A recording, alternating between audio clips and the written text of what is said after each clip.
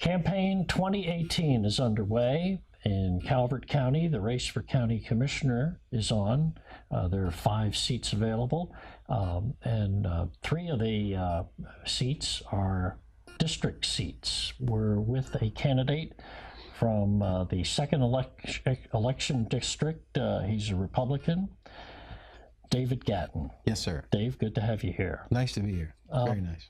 I know the decision to run for county commissioner was one that you gave a lot of thought to, and I believe it was like a day before the deadline that you did file. Is that correct? Yes, sir. Okay. Yes, sir. Now you had run 4 years earlier. What kind of made you wonder whether you wanted to take another shot at it?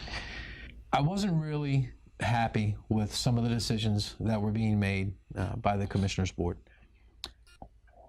I own a small business in Calvert County, and I'm a deputy in Calvert County, so my plate was pretty full. But running 4 years prior, I gained a lot of knowledge of how the county government works and the way things are supposed to go. And even being as busy as I am, there were times when I thought that I wouldn't run again just because of that. But then I made the decision that Calvert County and the decisions that have to be made there are more important than some of the things that were going on in my life. And to not run again would not only be a disservice to me, but I felt a disservice to the citizens to not have somebody run who loves his county and wants to only see the best for the county and the citizens. It was a hard decision to make for me this time, but in the end I said, you know what, you have to run. You have to do it. To not do it would, you wouldn't be happy not running, and I don't think that the citizens who came to me and said, look, would you please run again? We really want you to run again, would have been happy either. So, as you mentioned, you own a business.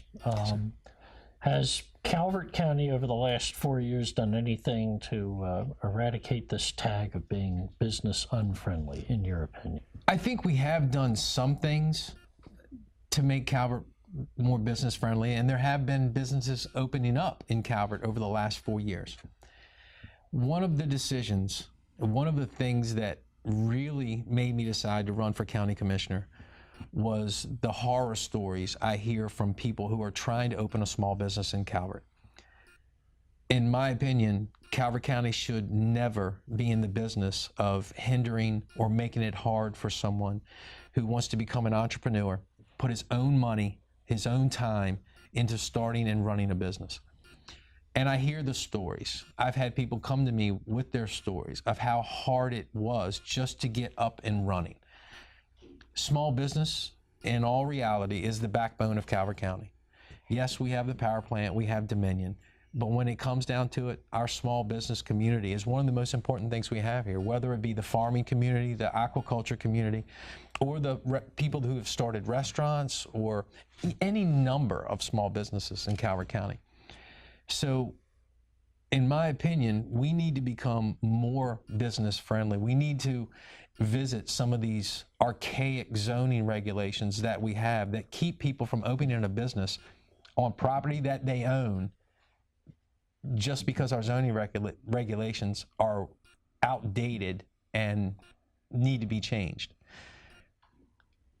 Owning a small business and seeing what you go through just to get, my business doesn't have that many pieces of equipment or that much of a tax burden. To see what some of these businesses are going through tax-wise with the personal property taxes and those kind of things, we need to be lobbying the state to get rid of some of that. I know that Delegate Mark Fisher has introduced legislation a couple times to either reduce or do away with the personal property tax. And I don't think it's ever gotten any support from the county commissioners because it is revenue that comes into the county. But I believe that we can find a way to reduce the property tax burden on our small businesses, to make it easier for them to operate, to make it easier for them to grow and to prosper. And that's what we need in Calvert County. If we're not going to develop big box stores or things like that in Calvert. We have to support our small business community. That's what's going to make Calvert run well. Dave, transportation-wise, the Route 4 has gotten a little more crowded. They are trying to ease the burden in the Prince Frederick Town Center with some of the side roads and everything. What do you see as the challenges transportation-wise in the next 4 years? From the 1970s to the year 2000, Calvert County grew at somewhere between a 35% to a 65% rate. 2000 to 2010, we dropped back to about a 19% growth rate, and now from 2010 to 2017, we're at 9%. I think that the population boom in Calvert County has slowed down significantly and probably won't pick up much more because people are going south of us now to St. Mary's County. Calvert County is unique in its geography. We're long and we're thin, and everybody coming south through Prince Frederick into St. Mary's County or into Charles County via 231 come right through our county. So yes, while we have 90-some thousand citizens in Calvert County that travel in and out, we also have a growing number of people coming across the bridge in Solomons, coming across the bridge in 231, and using Route 4 as their transportation, main thoroughfare to go back and forth to work. We are our own worst enemy in that aspect because we only have 2 lanes going north, 2 lanes coming south. Yes, we're trying to expand through Prince Frederick to have 6 lanes coming through Prince Frederick. But the fact of the matter is we're going to bottleneck the 2 lanes somewhere north or south of Prince Frederick. So all we're really doing by adding another lane each way is getting a large volume of traffic into one area at the same time and then bottlenecking them down into 2 lanes, somewhere, like I said, north or south. The only way to alleviate the traffic problems through Prince Frederick and through Calvert County would be to add another lane all the way through. And you and I both know the state is not going to do that. To get around Prince Frederick, we've heard it talked about a complete, roundabout or something like that. And we need to continue to explore that possibility. Because most of the traffic coming southbound and going through Prince Frederick is not stopping in Prince Frederick or Calvert County. They're going straight across that bridge in Solomons. So some way or another, we have to figure out how to get a complete loop around Prince Frederick and not drop it out onto 231 with a traffic light, which is backing everything up coming through that little section there. We need a more comprehensive plan to get the majority of people who don't want to stop in Prince Frederick every evening around there. That's where our major bottleneck is always going to be, right in that area.